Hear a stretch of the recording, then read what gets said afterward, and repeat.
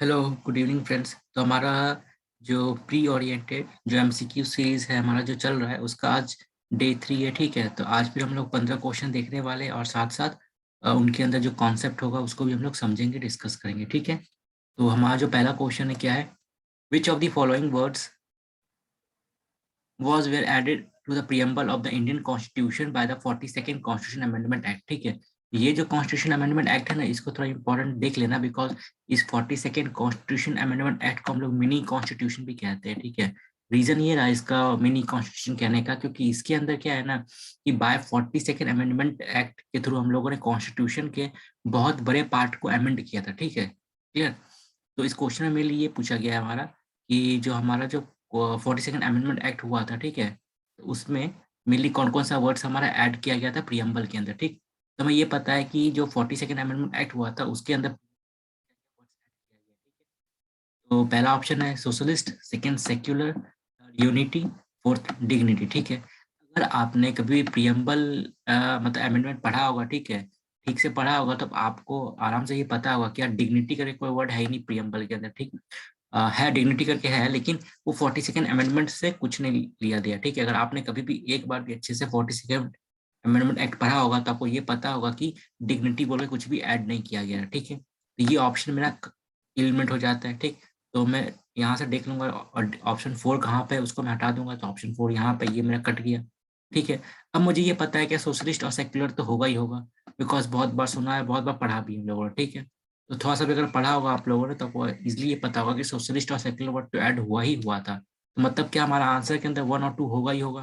तो 1 और 2 कहाँ पर एक साथ है, यहाँ पर है इन दोनों ऑप्शन में, तो ये भी कट गया। तो क्या देखा हम लोगों ने, क्या सिंपली मतलब बिना दिमाग को प्रेशर लगाए हुए, बिना कुछ ज्यादा सोचे हुए हम लोगों ने आराम से दो ऑप्शन को एलिमिनेट कर दिया। ठीक है, अब हमारे पास ऑप्शन बच जाता है बी और सी। ठीक, तो अब ये क्या आता है, सोशलिस्ट सेक्युलर है ही मेरे पास, तो इन दोनों में से क्या होगा, तो यूनिटी एंड इंटीग्रिटी ऐड किया गया था, सिर्फ यूनिटी ऐड नहीं किया गया था, इसलिए ये ऑप्शन भी मेरा कट जाता है। तो इन दोनों में से मेरे को एक चूज करना पड़ेगा, तो फाइनली आंसर मैं सी के साथ जाऊंगा, बिकॉज ये यूनिटी एंड इंटीग्रिटी ऐड हुआ था, ना कि यूनिटी। ठीक है, क्लियर है। तो इस अमेंडमेंट को एक बार अच्छे से पढ़ लेना, बिकॉज यहाँ से क्वेश्चन बहुत बढ़ जाते हैं और बहुत इंपॉर्टेंट अमेंडमेंट है। एक 42nd वाला और एक 44th वाला, ये बहुत इंपॉर्टेंट है, बिकॉज 42nd के अंदर क्या था कि इमरजेंसी के टाइम में इसको लाया गया था, इसको लाके कुछ चेंजेस किया गया था कॉन्स्टिट्यूशन के अंदर। ठीक है, लेकिन बाद में क्या होता है, आफ्टर इमरजेंसी जो नया गवर्नमेंट आया था उसने 44th अमेंडमेंट एक्ट लाया था, और उस एक्ट के थ्रू जो 42nd के अंदर कुछ कुछ ऐसा चीज हुआ था जो कि ठीक नहीं था, उसको लगा ठीक नहीं है, उसको फिर बाद में चेंज कर दिया गया 44th के थ्रू। 44th में सबसे इंपॉर्टेंट हमारा जो अमेंडमेंट हुआ था 44th amendment, right to property को हम लोगों ने फंडामेंटल राइट से हटा के उसको लीगल राइट पे कर दिया था हम लोगों ने। ठीक है, तो यही थोड़ा सा एक्सप्लेनेशन है। क्या क्या वर्ड ऐड किया गया था मेरा, सोशलिस्ट ऐड किया गया था, सेक्युलर ऐड किया गया था और इंटीग्रिटी ऐड किया गया था। तो ये तीन word mainly 42nd amendment act के थ्रू ऐड।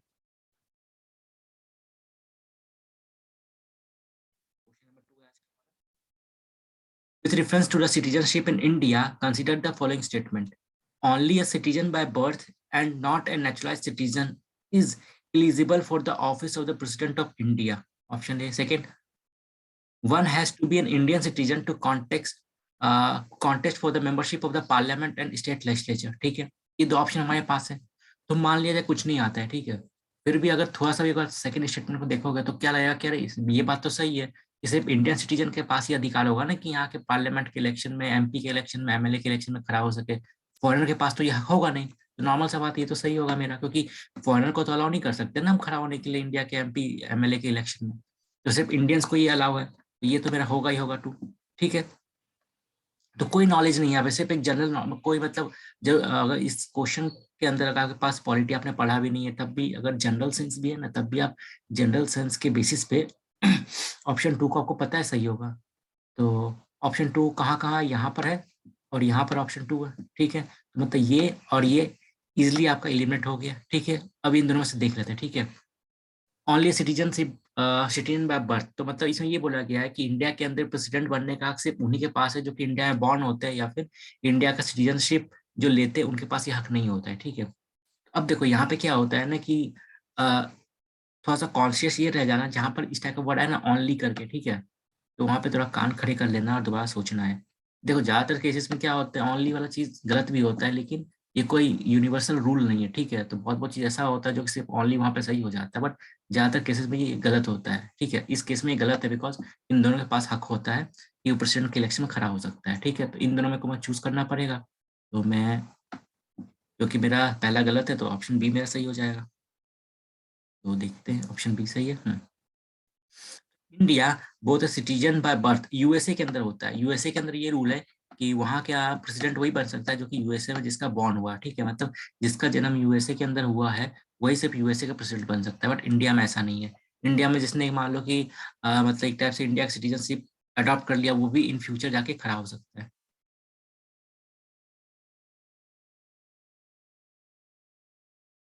ठीक है, तो question number 3, the following statement regarding article 14। Indian Constitution under Article 14 provides only for equality before the law and not equal protection of law, ठीक है। इसमें ये बोला गया है। तो अगर आपने आर्टिकल 14 देखा होगा, पढ़ा होगा, तो उसके अंदर क्लियरली बोला जाता है क्या कि जो 14 आर्टिकल है उसके अंदर क्या है, हर इंडियंस के पास, ठीक है, हर सभी के पास राइट टू इक्वलिटी और इक्वल प्रोटेक्शन ऑफ लॉ। मतलब क्या, लॉ की नजर में सब इक्वल है और लॉ सबको इक्वली प्रोटेक्ट करेगा, ठीक। तो ये स्टेटमेंट तो गलत हो जाता है। अगर ये गलत हो गया तो आप इसको हटा दो, इसको हटा दो। तो आपने इजिली एलिमिनेट कर दिया एक ऑप्शन को, अब आपके पास 2 ऑप्शन बचा हुआ है, ठीक है। तो इस क्वेश्चन को आपको अटेम्प्ट करना ही करना पड़ेगा, ठीक है। अब देखते हैं आगे। As per the supreme court where equals and unequals are treated differently, article 14 doesn't apply. सही है। मतलब ये कि अगर मान लो ग्रुप ए है, ठीक ना, ये मान लो कि आदिवासी एरिया का लोग है, ठीक है। छोड़ी वो छोड़ो, मान लो ये एक ग्रुप है, फीमेल का ग्रुप है, ठीक। ये मेन का ग्रुप है, ये वुमेन का ग्रुप है, ठीक है। तो मान लो कल को गवर्नमेंट ने ये बोला कि हम लोग फीमेल को एक टाइप से मैटरनिटी बेनिफिट दे रहे हैं, ठीक है। कल को सुप्रीम कोर्ट में जाके ये कोई केस नहीं कर सकता है कि भैया उनको मैटरनिटी बेनिफिट क्यों मिल रहा है, हमको क्यों नहीं मिल रहा है ये चीज, ठीक है। या फिर उनको मतलब मंथ में 2 दिन हॉलीडे मिल रहा है ड्यू टू पीरियड लीव, हम लोगों को क्यों नहीं ऐसा मिल रहा है, ठीक है। या फिर ऐसा कि उनको मतलब मान लिया जाए कि जब वो लोग पेरेंट बनती है, ठीक है, जब उनका चाइल्ड होता है तो उनको मैटरनिटी बेनिफिट के तौर पे 6-7 महीने का छुट्टी मिलता है, तो भैया हम लोगों को क्यों नहीं मिलता है, ठीक है। तो ये सब कि आप ये तो क्लियर है ना कि अगर 2 इक्वल आप, तो ये तो हमारा, तो कोई बोल सकता है ना कि भैया आप उनको मैटरनिटी बेनिफिट दे रहे हो, ठीक है, हमको नहीं मिल रहा है, इसका तो राइट टू इक्वलिटी का ये वायलेशन है, ठीक है। तो ऐसा कोई बोल सकता है, लेकिन ये ऐसा केस नहीं होगा बिकॉज राइट टू इक्वलिटी का मतलब क्या होता है, कोई एक ग्रुप ये रहा, ठीक है, कोई एक ग्रुप ये रहा, तो मतलब क्या होता है, इस ग्रुप का जो कंडीशन है ना, उसको ध्यान में रखते हुए इन सारे ग्रुप के, मतलब ऐसे मान लो कि एक एरिया है, ठीक ए, ठीक है, ये एक एरिया है बी, ठीक। तो मतलब क्या, एरिया ए के अंदर जो लोग हैं, ठीक है, मान लो एरिया है बहुत पुअर एरिया है, एरिया भी था well of area, rich area था, ठीक है। अब मान लिया जाए कि यहाँ पे गवर्नमेंट ने मान लिया जाए सबको ये स्कीम दिया कि यहाँ पे लोग फ्री राशन देंगे, ये देंगे, वो देंगे। तो अब ग्रुप बी का जो इंसान है यहाँ पे, ठीक है, एरिया बी का, वो नहीं बोल सकता कि भैया ये देखो ये तो इक्वलिटी का वायलेशन है, ये है वो है, ठीक है। क्यों नहीं बोल सकता? बिकॉज कॉन्स्टिट्यूशन के अंदर जो आर्टिकल 14 है उसका मतलब राइट टू इक्वलिटी, सिर्फ ऐसा नहीं कि मतलब सबको इक्वल ट्रीट करना है, ठीक। इसका ये मतलब है जो इंसान जिस सेम कंडीशन में उसको सेम तरीके से मतलब ट्रीट करना है। यहाँ पे अगर सेम इंसान पुअर है तो गवर्नमेंट उन सारे से एग्जांपल गवर्नमेंट ने यहाँ बताया कि सबको मैं 5 केजी राशन दूंगा, ठीक है ना। तो इसका मतलब क्या कि इन सारे एरिया के अंदर सबको 5 केजी राशन मिलना चाहिए, नहीं मिल रहा है तो वो उनका राइट्स का वायलेशन है, ठीक। लेकिन यहाँ पे ये लोग चीज उसको नहीं बोल सकते। ऐसे मान लो कॉर्पोरेट सेक्टर है, ठीक एग्जाम्पल, तो गवर्नमेंट ने यहाँ पे इंडस्ट्री स्टार्ट करने के लिए मान लो कुछ इंसेंटिव दिया, तो यहाँ पे ठीक है, तो कोई यहाँ पे जो कोई दुकान खोल रहा है, ये खोल रहा है, वो जाके नहीं बोल सकता कि भैया उनको आप इंसेंटिव दे रहे हैं, हमको भी दो, ठीक है। बिकॉज जो 2 इंसान, ठीक है ना, जो 2 इंसान अलग अलग, जिनका कंडीशन है, जिनका सिचुएशन, जिनका सर्कमस्टांसेस अलग अलग है, तो गवर्नमेंट उन दोनों को अलग अलग ट्रीट कर सकती है। ये राइट टू इक्वलिटी के अंदर भी आता है, ठीक है। तो यही चीज हुआ।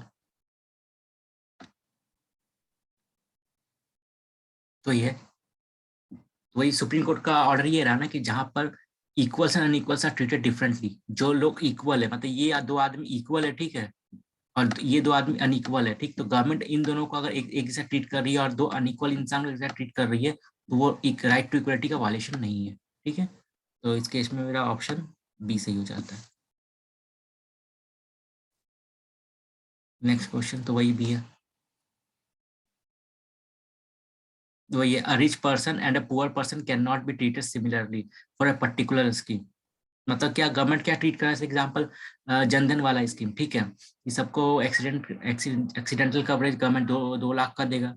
या फिर ये जो आयुष्मान भारत स्कीम जिसमें बोला गया था क्या कि 5 लाख तक का लोन का मतलब एक टाइप से इंश्योरेंस कवर मिलेगा, हेल्थ हेल्थ इंश्योरेंस कवर मिलेगा लगभग 10 करोड़ फैमिली को, ठीक है।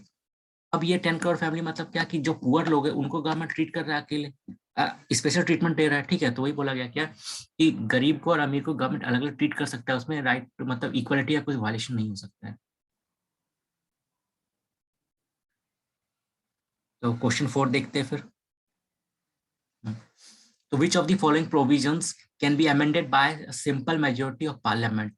तो मैंने बताया था क्या मेजोरिटी अमेंडमेंट जो होता है मेरा, ठीक है, अमेंडमेंट का जो प्रोसेस होता है मेरा 3 टाइप का होता है, ठीक। एक में क्या होता है सिंपल मेजोरिटी चाहिए होता है, एक में क्या होता है स्पेशल मेजोरिटी चाहिए होता है, ठीक है, एक में क्या होता है special majority plus half of the state.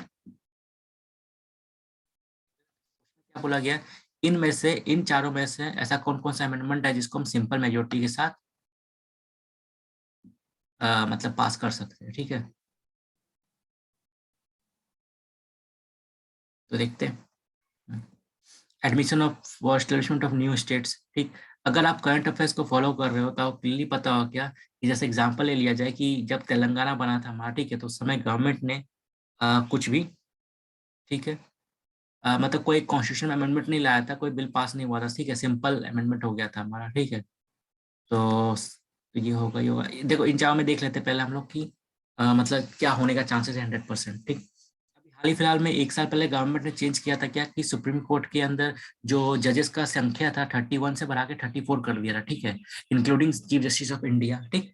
तो मतलब क्या उसके लिए कोई अलग अमेंडमेंट हम लोग जो पढ़ते हैं कि अभी तक 105 अमेंडमेंट हो चुका है मेरा, उनमें से हाल फिलहाल में मतलब 1 साल के अंदर हार्डली मतलब लास्ट 2 ईयर के अंदर इनमें 4 अमेंडमेंट हुआ है हमारा, ठीक है। 2017 में हमारा जीएसटी आया था 101 अमेंडमेंट, फिर हमारा वो नेशनल बैकवर्ड कमीशन आया था 102 अमेंडमेंट। तो मतलब वही है कि लास्ट 5 ईयर के अंदर हार्डली हमारा 5 अमेंडमेंट हुआ है अभी, ठीक है। तो तो अगर मान लो कि इन सब में से कोई हमारा कॉन्स्टिट्यूशन अमेंडमेंट होगा तो नॉर्मल सी बात है हम लोगों ने करंट अफेयर पढ़ा होगा, ठीक है। तो अब देखते हैं क्या कि सिंपल मेजोरिटी से क्या क्या अमेंड कर सकते हैं इन सारी चीज में। तो हाल ही फिलहाल में देखा जैसे मैंने बताया क्या 1 साल के अंदर गवर्नमेंट ने जो हाई कोर्ट के अंदर और सुप्रीम कोर्ट के अंदर जजेस का था उसका नंबर्स बढ़ाया, ठीक है। तो ये तो सिंपल मेजोरिटी से हुआ क्योंकि कोई अमेंडमेंट तो कम करना नहीं पड़ा स्पेशल मेजोरिटी का। तो 4 तो होगा ही होगा, अगर मेरे को पता है 4 होगा तो ये कट जाएगा मेरा, ये कट जाएगा, ठीक है।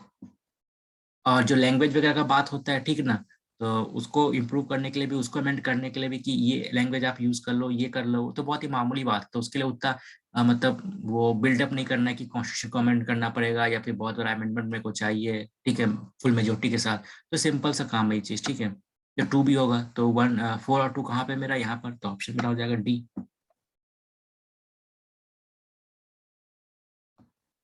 ये सारे क्वेश्चन मैंने पोस्ट कर दिया था, आप लोगों ने अटेम्प्ट भी किया था, तो अभी बस आंसर की मैंने दे दिया है कि क्या क्या मेरा अमेंडमेंट होगा सिंपल में जो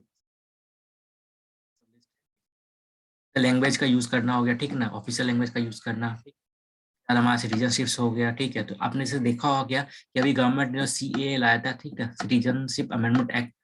तो उसके लिए गवर्नमेंट ने कोई अलग से कॉन्स्टिट्यूशन को अमेंड नहीं किया था गवर्नमेंट ने क्या किया था कि ऑलरेडी जो 1955 का या और 2003 का जो हमारा सिटीजनशिप एक्ट था हमारा, उसके अमेंड उसको उस गवर्नमेंट ने अमेंड किया था, ना कि कॉन्स्टिट्यूशन को अमेंड किया था, क्लियर है। तो इसलिए ये भी सिंपल मेजोरिटी के साथ हमारा हो जाता है, इसके लिए भी कोई स्पेशल मेजोरिटी ऐसा नहीं चाहिए।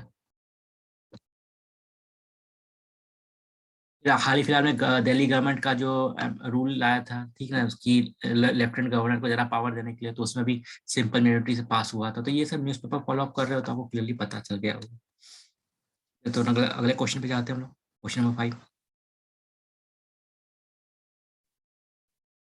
All citizens enjoy the same political and civil rights of citizenship all over the country, but citizens can be discriminated in which of the following cases। ठीक है, जैसे मैंने क्या बताया था, ये थोड़ी देर पहले मैंने बताया था ना क्या कि आर्टिकल 14 का मतलब ये नहीं कि राइट टू इक्वलिटी है तो गवर्नमेंट सबको इक्वल से ट्रीट करे, ऐसा नहीं है, ठीक है।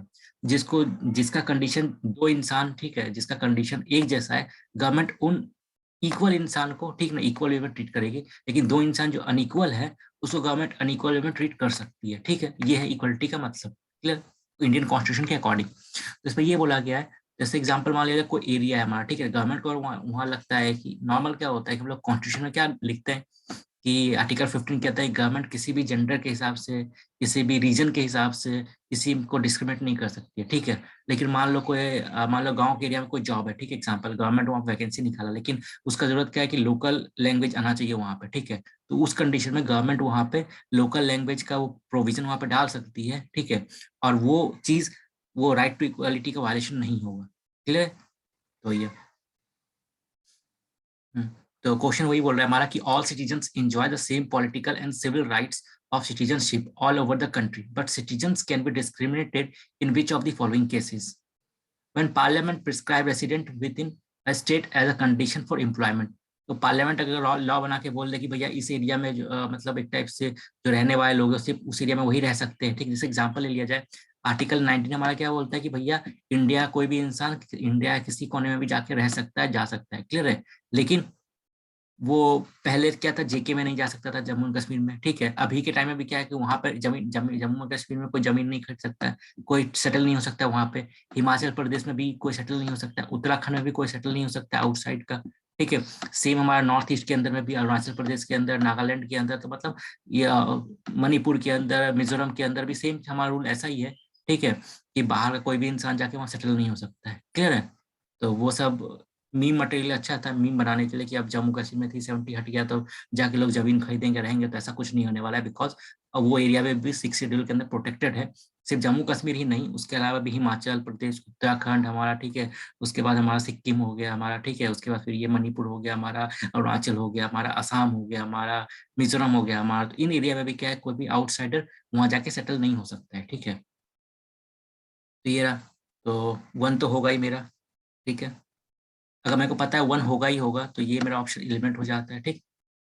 ये तो ऑप्शन 3 देखो, क्लियर, पता है, ये तो नॉर्मल सा बात है क्या, किसी भी दूसरा बात क्या होता है ना कि एक मेरा क्या होता है, इनर लाइन परमिट सिस्टम। इसके अंदर क्या होता है, जैसे मान लो कोई ट्राइबल एरिया या फिर जो बाउंड्री स्टेट्स है हमारा, बॉर्डर स्टेट, तो वहाँ पे क्या होता है, कोई भी आउटसाइडर स्टेट्स का नहीं जा सकता, स्टेट के बाहर का इंसान है वो वहाँ पे नहीं जा सकता है, ठीक है। अगर उसको जाना है वहाँ पे उसको पहले परमिशन लेना पड़ता है स्टेट गवर्नमेंट से, ठीक है, तभी वो जा सकता है। जैसे नागालैंड में आपको एक टाइप से आपको जाना है, विजिट करना है, तो आपको आप पे इनर लाइन परमिट लेना पड़ेगा वहाँ पे, उसके बिना आप वहाँ नहीं जा सकते हो, ठीक है। तो ये चीजें, तो गवर्नमेंट ने ऐसा क्यों किया, बिकॉज ऑफ वहाँ का जो कल्चर प्रोटेक्शन के लिए शेड्यूल ट्राइब का, ठीक है, तो उनके इंटरेस्ट को प्रमोट करने के लिए गवर्नमेंट ने किया। तो गवर्नमेंट ये रूल बना सकता है, डिस्क्रिमिनेट कर सकता है to protect any particular group of people, ठीक है। तो 3 होगा ही होगा, तो ये ऑप्शन कट गया मेरा। तो ऑप्शन 2 देखते हैं, when a state provides for special benefit to its city residents in relation to right not given by the constitution to Indian constitution, state government भी अपना कर सकता है। तो ऑप्शन 2 भी होगा मेरा, तो ऑप्शन डी मेरा सही हो रहा है, ठीक है। ऑप्शन डी, तो मैंने एग्जांपल दिया वही चीज़ है, आर्टिकल 19 वगैरह के अंदर है, लेकिन गवर्नमेंट तभी उसको आउटसाइड को लोगों को रोक सकती है। Question number 6, which of the following statement is or are correct regarding Chilka lake, ठीक है। तो चिल्का लेक मेरा कहाँ पर है, ये मेरा इंडिया,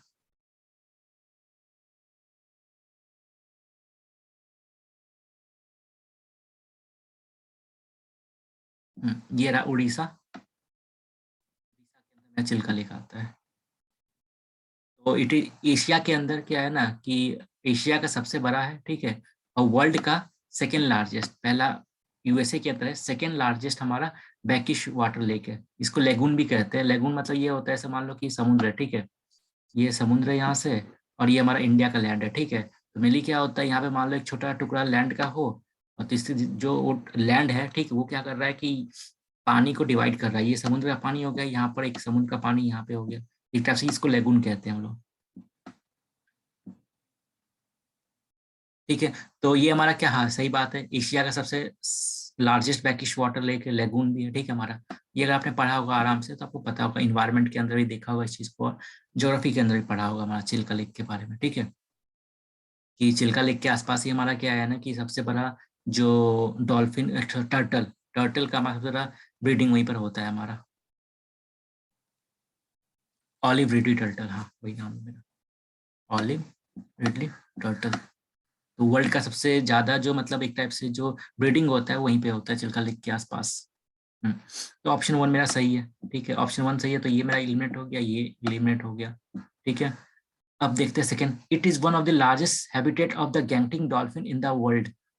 अब देखो, अब मैंने क्या बताया था, बहुत बार क्या होता है पूरा सेंटेंस पढ़ के हम लोग को लगता है सही होता है, लेकिन उस पूरा सेंटेंस के अंदर एक छोटा सा वर्ड के कारण सेंटेंस गलत हो जाता है। जैसे ये सेंटेंस पूरा पढ़ने में सही है, ठीक है, डॉल्फिन का है, लेकिन वो गैंगटिक डॉल्फिन नहीं है, ये मेरा इरावदी डॉल्फिन है। डॉल्फिन का मेनली दो वैरायटी होता है मेनली, ठीक है। नॉर्थ इंडिया के अंदर मेरा जो गंगा रिवर में पाया जाता है उसको कहते हैं हम लोग क्या, गैंगटिक डॉल्फिन, ठीक ना। वो गंगा हो गया, ब्रह्मपुत्र हो गया, गंगा हो गया और इंडस हो गया, वहां पे मिलता है मेनली गैंगटिक डॉल्फिन। लेकिन जो चिल्का लेक में आसपास मिलता है वो मेरा होता है इरावदी डॉल्फिन, जो इंडिया में और म्यांमार में कॉमन होता है, ठीक है। तो यहाँ पे ये जो मेरा है ये गंगा डॉल्फिन नहीं होगा, ये मेरा इरावदी डॉल्फिन होगा। तो बस एक वर्ड के कारण मेरा ये गलत हो गया, तो ये एलिमिनेट करूंगा तो मेरा आंसर आ जाएगा ए,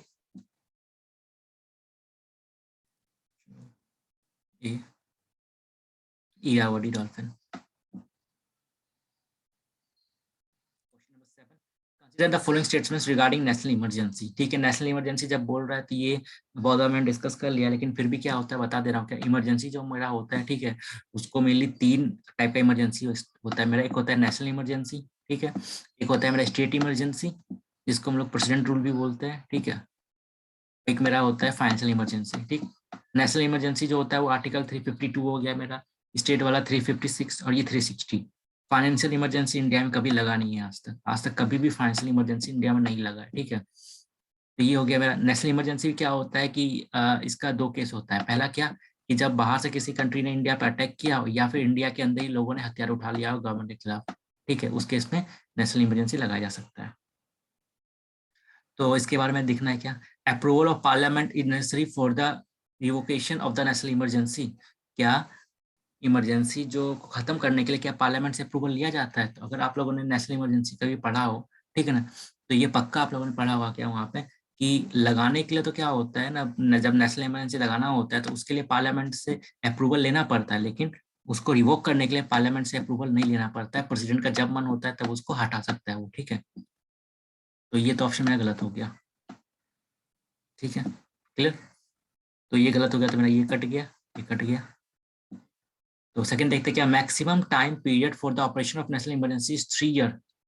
अब देखो यहाँ पे क्या है ना, ये स्टेट प्रेसिडेंट रूल जो स्टेट इमरजेंसी है ना उसका 3 साल का होता है मैक्सिमम, की मैक्सिमम से मैक्सिमम आप 3 साल लगा सकते हो, लेकिन शर्त क्या है, हर 6-6 महीने में आपको पार्लियामेंट से अप्रूवल लेना पड़ेगा। लेकिन नेशनल इमरजेंसी केस में क्या होता है ना, कि आपका जब तक मन है आप लगा सकते हो, कोई इसका मैक्सिमम लिमिट नहीं होता है। बस एक शर्त ये रहा कि हर 6 महीने में आपको पार्लियामेंट से अप्रूवल लेना पड़ेगा। In the case of national emergency, there is no maximum limit, but the only condition is that the government have to take approval of the parliament from time to time, from 6 month, हर 6 महीने में, ठीक है, हर 6 month में government को approval लेना पड़ेगा। ऐसे 6-6 महीना करते हुए वो जितना मन है उतना तक लगा सकता है वो नेशनल इमरजेंसी, ठीक है। लेकिन स्टेट वाले में लिमिट है 3 साल का। ये ऑप्शन भी मेरा गलत हो गया, ये ऑप्शन गलत हो गया, तो मेरा ये कट गया, तो बचा ऑप्शन आंसर ये डी। तो देखते हैं डी। डी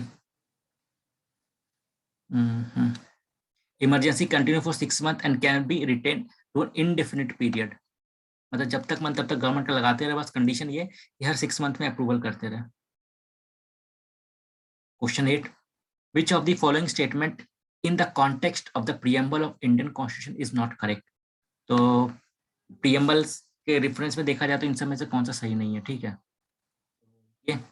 ये तो सही है कि नॉन जस्टिसेबल होता है कोर्ट के अंदर। इसको मतलब कोई ये नहीं बोल सकता है कि भैया प्रियम्बल के अंदर ये लिखा हुआ है तुमको ये चीज़ दो वो चीज़ दो, ठीक है, इसका इम्प्लीमेंटेशन नहीं हो रहा है। तो ये तो सही है कि मतलब ये तो सही है कि ये जस्टिसेबल नहीं है। Second, it state the constitution designed authority from the people. हाँ ये सही है, we the people of India बोला जाता है। मतलब क्या कि जो कॉन्स्टिट्यूशन है वो जो बना रहा है उसका पावर कहाँ से आ रहा है, लोगों से आ रहा है, लोगों ने पावर दिया है, तो we the people of India कहा जाता है, ठीक है। ये ऑप्शन भी 1 भी सही है मेरा।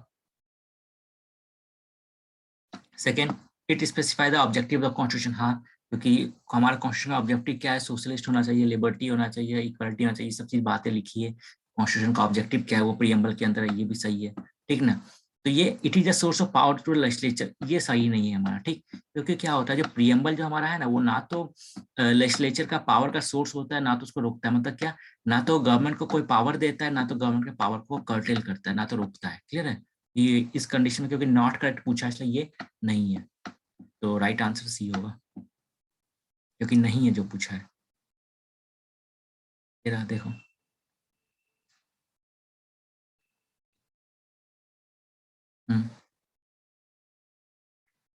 इसके अंदर एक एक वर्ड याद होना चाहिए, ठीक है, इस क्वेश्चन के अंदर से, we the people of India, ठीक। लोग किसने कॉन्स्टिट्यूशन दिया वो बना रहा है, ठीक नहीं, ये भी याद होना चाहिए, ये पूरा चीज इसके अंदर आपको मिल जाएगा। ऑब्जेक्टिव क्या है कॉन्स्टिट्यूशन का, ऐसे ये दिया गया कि हमको जस्टिस देना है, सभी लोगों को लिबर्टी देना है, इक्वलिटी देना है, फर्टिलिटी देना है। Next question, which of the following may be considered as the merit of the presidential system. Presidential system का मेरिट क्या होता है, दो सिस्टम होता है वर्ल्ड के अंदर, एक होता है पार्लियामेंट्री सिस्टम, एक होता है प्रेसिडेंशियल सिस्टम, ठीक है ना, प्रेसिडेंट सिस्टम। दोनों में डिफरेंस ये समझ लो कि इंडिया जो है ना, इंडिया में क्या चल रहा है हमारा, ठीक है, और जो यूएसए है मेरा, यूएसए के अंदर में चल रहा है क्या, प्रेसिडेंट सिस्टम, ठीक है, जिसमें लोग डायरेक्टली प्रेसिडेंट को चुनते हैं, ठीक है। अब पार्लियामेंट्री सिस्टम में क्या होता है, लोग अपना रिप्रेजेंटेटिव को चुनते हैं, फिर वो रिप्रेजेंटेटिव आपस में मिलकर एक पीएम को चुनते हैं, ठीक ना, थियोरेटिकली तो ऐसा ही होता है। प्रेसिडेंट सिस्टम में क्या होता है कि कुछ लोग खड़े होते हैं प्रेसिडेंट के इलेक्शन के लिए, लोग डायरेक्टली प्रेसिडेंट को चुनते हैं, ठीक है, पर्सन के हिसाब से वोट होता है, तो उसमें जो जीतता है वो प्रेसिडेंट बन जाता है, और बाकी अलग होता है। तो ये प्रेसिडेंशियल सिस्टम में क्या होता है, प्रेसिडेंट सिस्टम के अंदर कि जो तीन ऑर्गन होता है हमारा गवर्नमेंट्स का, ठीक है, क्या होता है, एग्जीक्यूटिव, लेजिस्लेचर और जुडिशरी। इनके बीच एक कंप्लीट सेपरेशन होता है प्रेसिडेंशियल सिस्टम के अंदर, ठीक है, प्रेसिडेंशियल सिस्टम के अंदर इन तीनों में कंप्लीट सेपरेशन होता है। जो हमारा पार्लियामेंट्री सिस्टम है उसमें क्या होता है, एग्जीक्यूटिव और लेजिस्लेचर जो होता है ना, उनके बीच में कंप्लीट सेपरेशन नहीं होता है, ठीक ना, मतलब एग्जीक्यूटिव ही लेजिस्लेचर का पार्ट होता है। एग्जांपल, जो मिनिस्टर लोग मतलब पॉलिसी बनाते हैं पार्लियामेंट में बैठ के, वही बाद में इम्प्लीमेंट भी करते हैं, उसका रूल ओवर भी करते हैं, ठीक है, ये। और जुडिशरी अलग होता है, तो ये एक मेन डिफरेंस है दोनों में, और भी बहुत सारा डिफरेंस है, लेकिन मेन ये डिफरेंस है। तो अब देख लेते हैं क्या क्या है। इसमें ये क्वेश्चन पूछा गया कि प्रेसिडेंशियल सिस्टम जो है उसका मेन मेरिट क्या क्या है हमारा, ठीक है।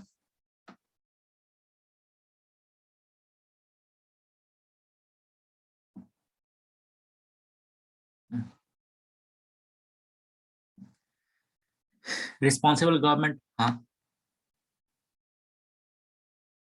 रिस्पॉन्सिबल गवर्नमेंट होता है, ठीक है, तो लोगों ने डायरेक्टली मतलब इलेक्ट किया ना, प्रेसिडेंट को वोट दिया है, तो उस पर्सन को डायरेक्टली लोगों ने वोट देके इलेक्ट किया है, तो इंसान डायरेक्टली लोगों के प्रति जवाबदेह है, ठीक है। तो फोर तो होगा ही मेरा, ठीक है।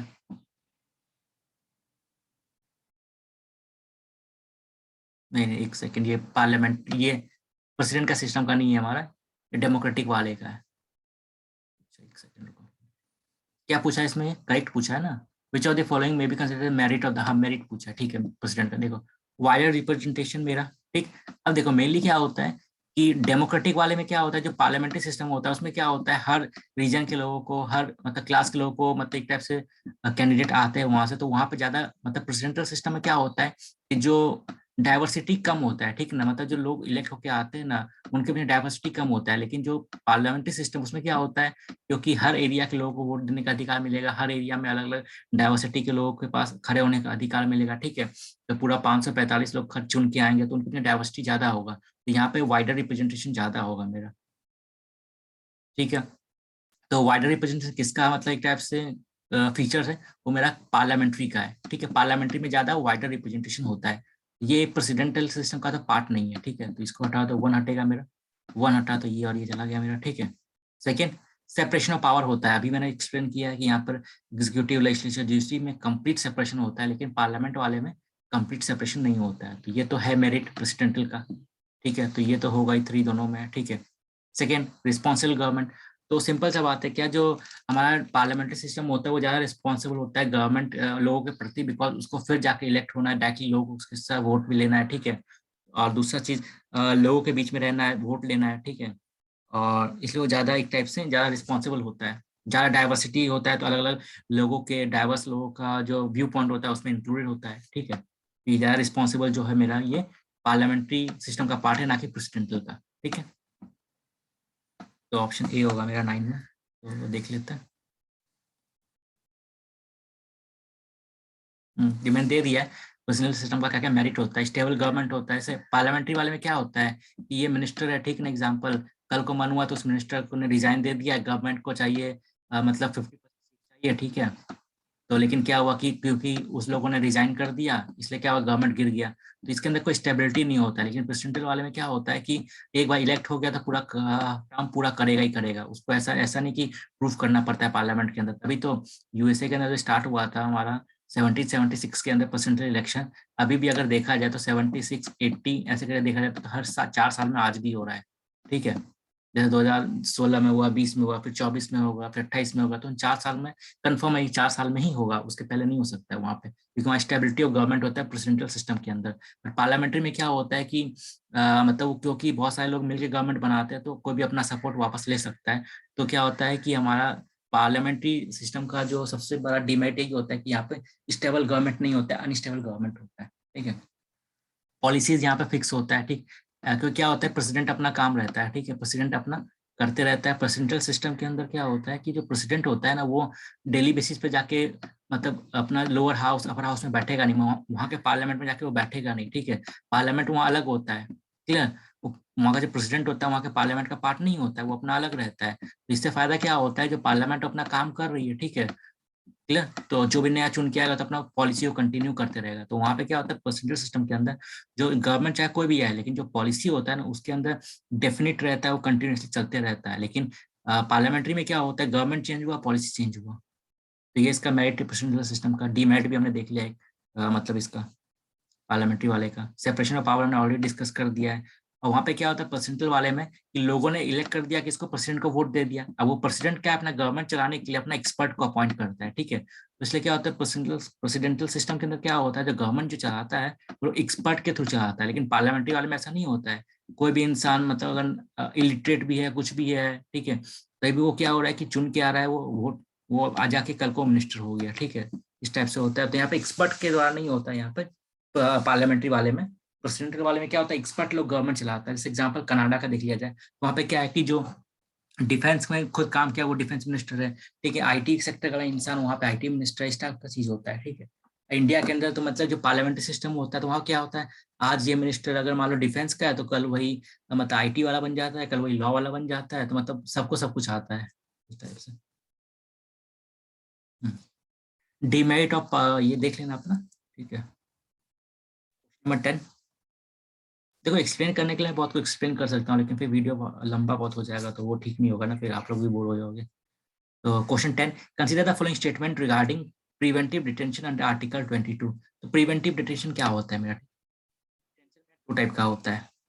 एक क्या होता है कि भैया आपने किसी इंसान ने क्राइम किया, ठीक है, क्राइम किया, क्राइम करने के बाद आपने उसको पकड़ लिया, ठीक। वो एक होता है। एक क्या होता है, आपको न्यूज मिला कि इंसान क्राइम करने वाला है, उसके बेसिस पे आपने क्या किया, शक के बिना पे या फिर किसी वो बंदा कुछ कल गलत ना कर पाया या फिर शक के बिना पे उसने आपने उसको मतलब अरेस्ट कर लिया, ठीक ना। तो ये इस केस में क्या होता है, उसने कुछ गुनाह किया नहीं है, ठीक है, लेकिन वो गुनाह ना कर पाए इसलिए आपने उसको अरेस्ट कर लिया, ठीक है। तो मेरे लिए यही होता है, जैसे मान लो कोई एरिया में अपोजिशन पार्टी वाला है, ठीक है, गवर्नमेंट का मान लो वहाँ पर रैली होने वाला है, ठीक। तो उससे पहले क्या होता है, पुलिस को लगता है कि नहीं नहीं, ये जो अपोजिशन वाला लोग है कुछ हड़ताल वड़ताल कर सकता है, पब्लिक मतलब एक टाइप से प्रोटेस्ट वगैरह ऑर्गेनाइज कर सकता है, इसलिए क्या हंगामा हो सकता है, ठीक है। इसलिए हम लोग इसको एक टाइप से जब तक सब कुछ कार्यक्रम हो नहीं जाता गवर्नमेंट का, इन लोग को अरेस्ट कर लेते हैं। तो उस अरेस्ट को हम लोग क्या कहेंगे, प्रिवेंटिव डिटेंशन, ठीक है। जितना भी रैली में प्रोटेस्ट में लोग जो पकड़ाता है ना, तो उन सबको प्रिवेंटिव डिटेंशन ही कहते हैं एक टाइप से, क्योंकि आफ्टर सर्टेन टाइम पुलिस उसको छोड़ देता है। तो हाँ, तो कैसे, if a person is detain under preventive detention, the reason for his detention has to be inform with in 24 hours. नहीं, नॉर्मली अगर पुलिस किसी को अरेस्ट करता है तो उसको 24 आवर्स के अंदर उसको बताना पड़ेगा कि भैया मैंने आपको अरेस्ट क्यों किया है, मजिस्ट्रेट के सामने उसको मतलब ले जाना पड़ेगा फर्दर इंक्वायरी के लिए। लेकिन प्रिवेंटिव डिटेंशन के अंदर क्या होता है ना, गवर्नमेंट उसको मतलब उसको रीजन बताना जरूरी नहीं होता है, ठीक है। और बिना उसको रीजन बताए 180 दिन तक मतलब 6 महीने तक पुलिस उसको अपने रिमांड में रख सकता है। तो ये ऑप्शन तो गलत हो गया, क्योंकि ये जो केस है वो मेरा सिंपल अरेस्ट के लिए, ठीक है, तो ये गलत हो गया, तो ये मेरा कट गया, ये मेरा कट गया। Only the parliament has authority to make law on preventive detention, नहीं ऐसा नहीं है। स्टेट जो असेंबली होता है वो भी लॉ बना सकता है इसके ऊपर भी, तो ये भी मेरा गलत हो गया, तो option D.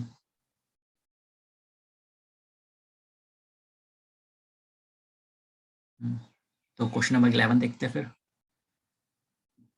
Consider the following statement regarding the central information commission. ठीक है, ये मेरे लिए आरटीआई एक्ट जो आया था मेरा, उसके अंदर बनाया गया था कि आरटीआई एक्ट जो मेरा था, ठीक है, राइट को इम्प्लीमेंट करने के लिए बनाया गया था कि एक सेंट्रल कमीशन होगा, उसके अंदर फिर ये सब उनका मेंबर्स होगा, ये सब चीज होगा।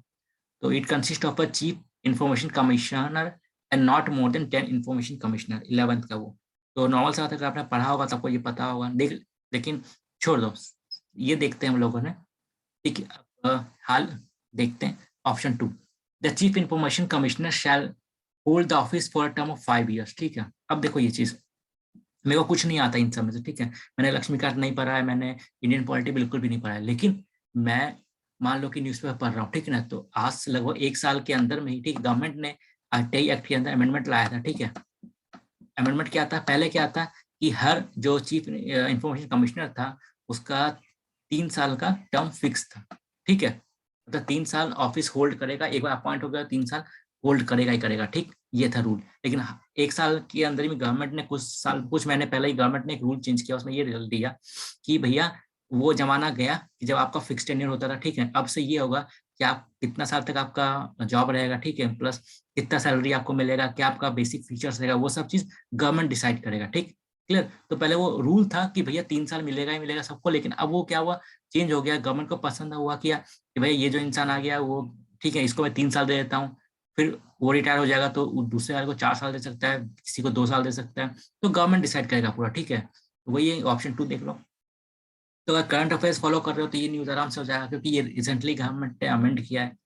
तो the chief information commissioner shall hold the office for a term of 5 years। तो ये गलत हो गया मेरा, ठीक है, क्योंकि वो टर्म वो तभी तक ऑफिस होल्ड करेगा जब तक गवर्नमेंट उसको जितना मतलब एक टाइप से टेन्योर ग्रांट करेगा। तो ये 2 गलत हो गया मेरा, 2 गलत हो गया तो एलिमिनेट करो, निकल गया आंसर। बाकी क्वेश्चन मेरे को देखना भी नहीं है,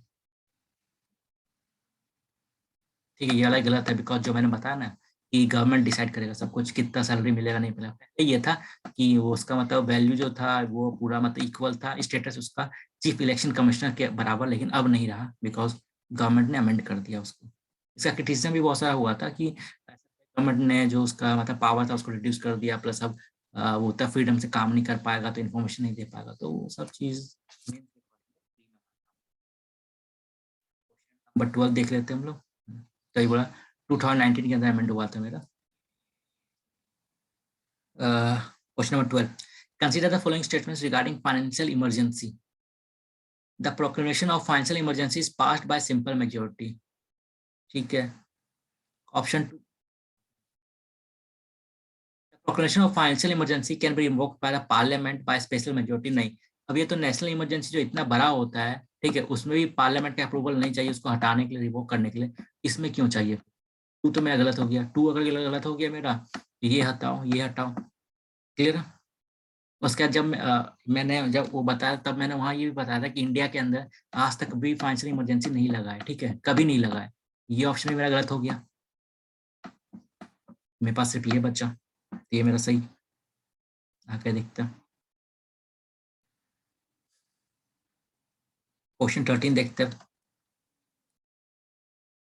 विच of the following provisions regarding the state commission election commissioner are mention in the constitution of India. तो हमारा ये आई थिंक 324 है मेरा, इलेक्शन कमीशन से related. It prescribe the legal and administrative qualification of the member of the election commissioner। ठीक है, it is for the 6 years। ठीक, तो 2 चीज होता है क्वेश्चन में, ये देखना है क्वेश्चन में क्या पूछ रहा है कि इलेक्शन कमीशन से रिलेटेड चीज, ठीक है, इलेक्शन कमीशन के बारे में कॉन्स्टिट्यूशन के अंदर क्या क्या लिखा हुआ है, ठीक है, कॉन्स्टिट्यूशन के अंदर क्या क्या लिखा हुआ है, ये चीज पूछा है यहाँ पे। ठीक, ये नहीं पूछा कि इलेक्शन कमीशन से रिलेटेड क्या क्या चीज है, इलेक्शन कमीशन के बारे में कॉन्स्टिट्यूशन में क्या लिखा है ये पूछा गया यहाँ पे। ठीक है, दोनों में डिफरेंस है।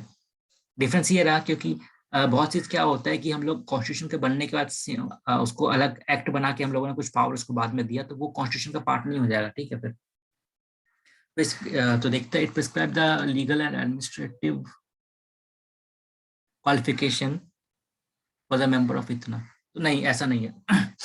कॉन्स्टिट्यूशन के अंदर इलेक्शन कमीशन का जो मेंबर होगा उसका क्या क्वालिफिकेशन होना चाहिए, नहीं होना चाहिए, उसके बारे में कुछ नहीं लिखा है। कॉन्स्टिट्यूशन के अंदर सिर्फ ये लिखा गया है एक इलेक्शन कमीशन होगा, ठीक है, जिसका काम होगा कि इंडिया के अंदर मतलब फ्री एंड फेयर इलेक्शंस को इंश्योर करना। अब बाकी उसका मेंबर का क्या क्वालिफिकेशन होगा, नहीं होगा, ज्यादातर केस में यही चीज होता है। ज्यादातर जो बॉडी है हमारा, ठीक है, कॉन्स्टिट्यूशन बॉडी है, उसके बारे में उसका मेंबर का कंपोजिशन कैसा होगा, नहीं होगा, उस बारे में कॉन्स्टिट्यूशन के अंदर कुछ नहीं लिखा गया, और government time to time law बना के डिसाइड करते हैं। तो ये ऑप्शन तो मेरा हट गया। कितना टाइम ऑफिस होल्ड करेगा, नहीं करेगा, ये सब भी मतलब कुछ नहीं लिखा है मेरा, ठीक है। वो सब गवर्नमेंट ने बाद में लॉ बना के पास करके वो सब फिक्स किया, तो ये भी कट गया। तो option D. Question number 14, the introduction of the charter act 1833 to the 1833 का जो चार्टर आया था एक्ट मेरा, ठीक है, उसका क्या क्या फीचर था वो पूछा गया है। अब इन सारे ऑप्शन में अगर आप देखोगे, ऑप्शन 3 देखो एक बार। सबसे पहले ये डिफाइन करना है कि खोजो कि सबसे गलत कौन सा हो सकता है या फिर सबसे सही कौन सा हो सकता है। आप लोगों ने ये पढ़ा होगा सारे एक्ट के बारे में, तो आपको ये चीज पता होगा क्या कि जो सिविल सर्विसेज एग्जाम होता था ना, उसको ओपन किया गया 1853 के एक्ट में, ठीक है। 1833 में बात हुआ था, लेकिन वो मतलब पास नहीं हो पाया था, वो चीज इंप्लीमेंट नहीं हो पाया था, फाइनली उसको माना गया था 1853 के अंदर। तो ऑप्शन 3 तो मेरा गलत हो गया, ठीक है, तो 3 काट दो। तो 1 होगा ही मेरा, ठीक है। 2 देख लेते हैं। The formation of a separate body of commercial and administrative function of the east India company, नहीं, ये तो मेरे लिए पिट्स एक्ट के अंदर ही हो गया था, जो 1784 के अंदर मेरा बना था, ठीक है। तो ये फीचर भी नहीं है मेरा, 2 भी गलत हो गया मेरा। तो ऑप्शन सी बचा मेरा बस। लास्ट क्वेश्चन हमारा 15, which of the following countries does not open out towards the Black Sea. अब देखो ब्लैक सी इंपॉर्टेंट क्यों है यहाँ पर, क्योंकि ये न्यूज में भी है कि टर्की को वहां पे कुछ नेचुरल गैस मिला था, ठीक है। उसके बाद फिर वहां पे अभी यूक्रेन वगैरह का वॉर भी चल रहा है वहां पे, ठीक है। वो कैस्पियन सी में चल रहा है वैसे तो, लेकिन क्योंकि पास में इसलिए इंपॉर्टेंट है हमारा। कौन कौन सा कंट्री है ये देखना है हम लोग को, ठीक है। तो इसमें से तो या जॉर्जिया है, टर्की है, रोमानिया भी है, अर्मेनिया नहीं, क्योंकि देखो अब क्या है ना, हाल ही फिलहाल में क्या आता है न्यूज़पेपर के अंदर, आर्मेनिया और अजरबैजान का, ठीक है, अजरबैजान का इशू चल रहा था, ठीक है। तो वहाँ का दोनों कंट्री के बीच में वॉर हो रहा है वहाँ पे, ठीक। तो अब मैंने क्या बताया था, जब भी न्यूज़पेपर के अंदर कोई देखो कंट्री का इश्यू चल रहा है, वहाँ पे कॉन्फ्लिक्ट हो रहा है, तो उसका मैप देख लिया करो, ठीक है। क्योंकि मैंने द हिंदू करते टाइम इन लोगों का मैप देखा था आर्मेनिया अजरबैजान का, तो मुझे ये पता है कि आर्मेनिया जो एक लैंडलॉक कंट्री है, ठीक है। उसका बॉर्डर किसी भी सी के साथ टच नहीं होता है, ठीक। अब बाकी तो ये तो चीज ही मेरे को तीनों याद ही है जो भी है। तो करंट अफेयर्स जरूरी नहीं कि उस क्वेश्चन का करंट अफेयर्स ही आपने पढ़ा, अगर आपने करंट अफेयर पर अच्छे से फॉलो कर रहे हो तो कहीं ना कहीं वो नॉलेज यूज आता है एग्जाम के अंदर, ठीक है। तो इस क्वेश्चन सी होना चाहिए आंसर। तो देख लेते हैं आंसर, इसका मैप मैंने दे दिया यहाँ पे, ये देखो जो मैंने बताया अर्मेनिया। बोला ना, जब न्यूज़पेपर के अंदर मैंने पढ़ा था आर्मेनिया और अजरबैजान का इश्यू चल रहा है इन दोनों कंट्री का, तो उससे मैंने मैप देख लिया था, ठीक है। मुझे पता था कि यहाँ पे ब्लैक सी में नहीं होता है, निकलता है, ठीक है। इसका लैंडलॉक कंट्री है, ये देखो लैंडलॉक कंट्री है ना, ये ब्लैक सी रहा यहाँ पर, ठीक है। कैस्पियन सी है, ये मेरा ईरान है, और ये आर्मेनिया रहा, ये लैंडलॉक कंट्री है, ठीक है। क्लियर है। तो इसलिए भले ही उससे रिलेटेड क्वेश्चन ना आए आपका, ठीक है, लेकिन वो कहीं ना कहीं नॉलेज वेस्ट नहीं जाता है, नॉलेज कहीं ना कहीं यूज हो ही जाता है, ठीक है। तो ये हमारा था क्वेश्चन आज। मिलते हैं अगले हमारा जो 4th लेसन होगा उसमें, ठीक है। तो क्वेश्चन अटेम्प्ट,